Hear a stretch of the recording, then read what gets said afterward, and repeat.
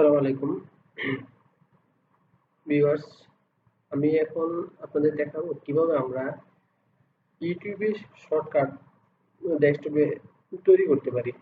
সাধারণত ইউটিউবটি আমাদের খুবই জরুরি প্রয়োজন হয়, মানে খুব প্রায় আমরা ব্যবহার করে থাকি। সেজন্য আসলে ক্রোমে গিয়ে তারপরে ইউটিউব হোম ঢুকে তারপরে এখান থেকে ইউটিউব সার্চ করা আসলে একটু সমস্যা হতো। আমরা সেজন্য এটাকে শর্টকাট তৈরি করে রাখতে পারি, যাতে আমরা খুব সহজেই অ্যাক্সেস করতে পারি।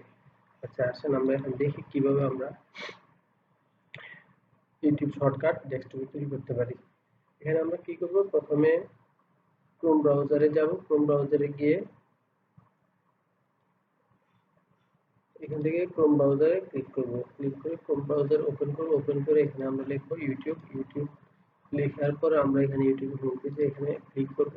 তারপর ইউটিউবটি যখন শো করবে, এই পেজটি শো করার পর এখানে আমরা উপরে কর্নারে এই যে তিনটি ডট আছে, এখানে আমরা ক্লিক করব। ক্লিক করার পরে এই যে পেজটা আসবে। এখানে আসলে নিচে দেখব আমরা এখানে সেভ এন্ড শেয়ার অপশনটি আছে।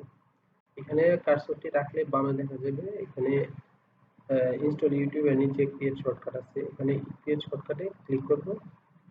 তারপর আমাদেরকে এই পপআপটি দেখাবে, এখানে আমরা ক্রিয়েটে ক্লিক করব। এখন আমরা দেখি আমাদের এই যে আমরা দেখতে পাচ্ছি ডেস্কটপে আমাদের ইউটিউবের শর্টকাটটি তৈরি হয়ে গেছে। ধন্যবাদ সবাইকে।